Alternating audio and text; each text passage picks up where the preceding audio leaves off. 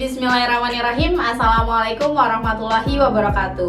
Halo teman-teman semua, gimana kabar kamu hari ini? Semoga kita selalu dalam keadaan sehat dan bahagia.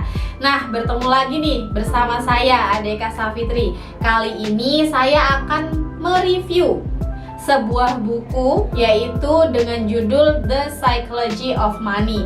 Mungkin teman-teman sudah menemukan banyak review tentang buku ini yang ditulis oleh Bapak Morgan Housel dan juga telah diterjemahkan dalam 26 bahasa. Dan buku ini termasuk international bestseller. Nah, saya akhirnya memilih untuk membaca buku ini itu juga karena dari menonton beberapa review tentang buku ini. Dan menariknya, ketika pertama kali saya membaca buku ini, saya langsung tertohok gitu ya. Tertohoknya tuh dalam artian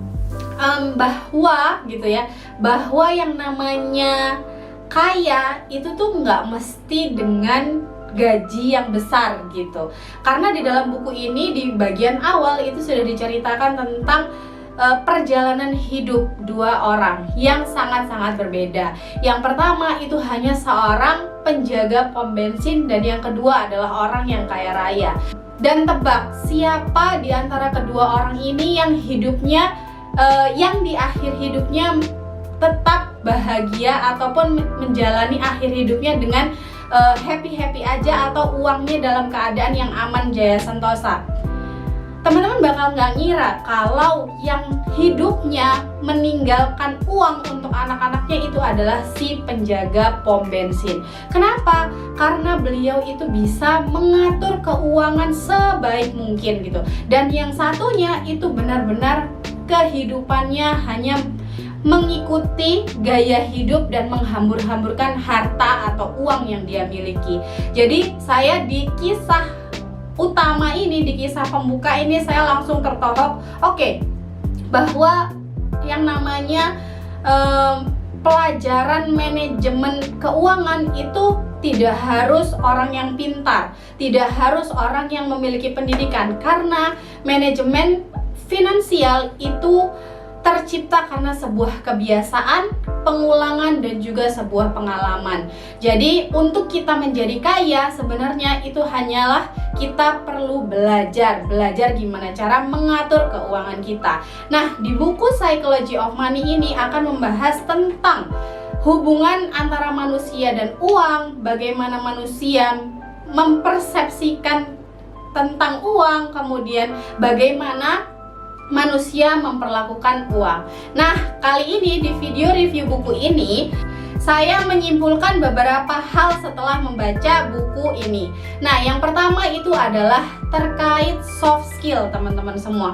Saya menyadari bahwa kalau orang yang pintar secara akademis itu belum tentu akan pintar dalam mengatur keuangan. Karena lagi-lagi, mengatur keuangan itu adalah sebuah kebiasaan, pengulangan, dan juga pengalaman, teman-teman semua. Jadi karena dia adalah sebuah soft skill, maka soft skill ini bisa dipelajari semua orang. Semua orang bisa kaya, semua orang bisa berubah.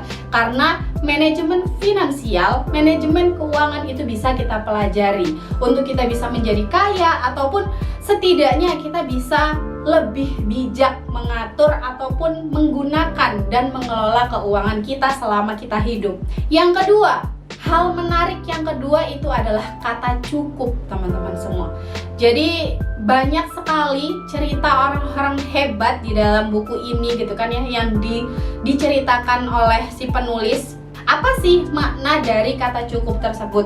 Jadi kata cukup di sini itu benar-benar memikirkan gitu ya, benar-benar menggunakan uang itu dalam kadar seporsinya, dalam keadaan yang memang kita butuh, bukan untuk memenuhi keinginan kita yang sangat-sangatlah banyak.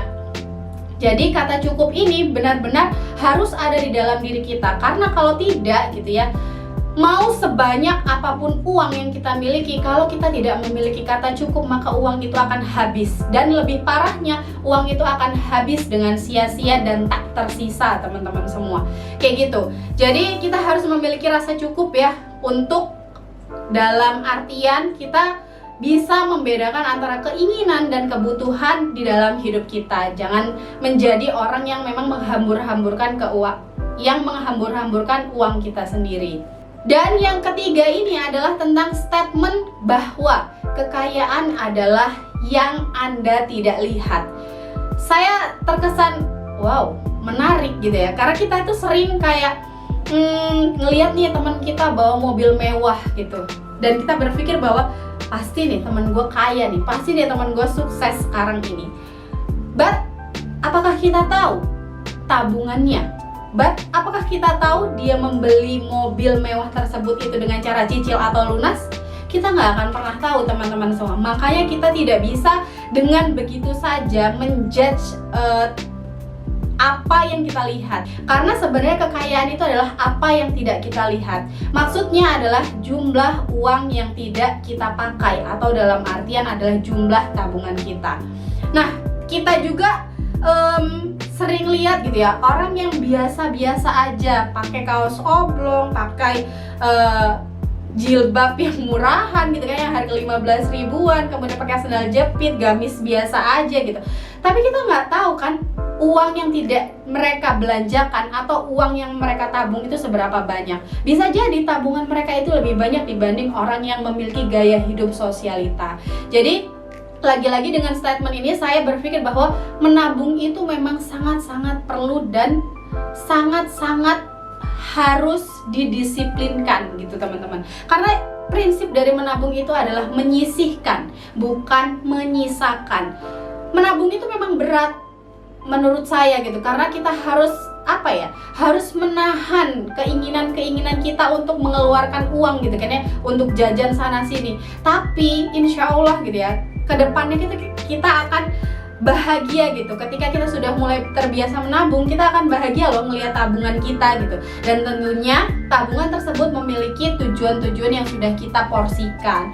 Jadi itu teman-teman semua, ada 3 hal yang saya simpulkan dari membaca buku The Psychology of Money. Tentunya ini versi saya. Jika teman-teman ingin membaca gitu kan, jika teman-teman lebih pengen tahu isinya itu tentang apa, atau lebih memiliki mindset yang hebat lagi tentang uang, teman-teman silahkan baca buku The Psychology of Money. Nah, itu saja yang bisa saya sampaikan di video review buku kali ini. Semoga bermanfaat untuk teman-teman semua. Dan saya akhiri, wassalamualaikum warahmatullahi wabarakatuh.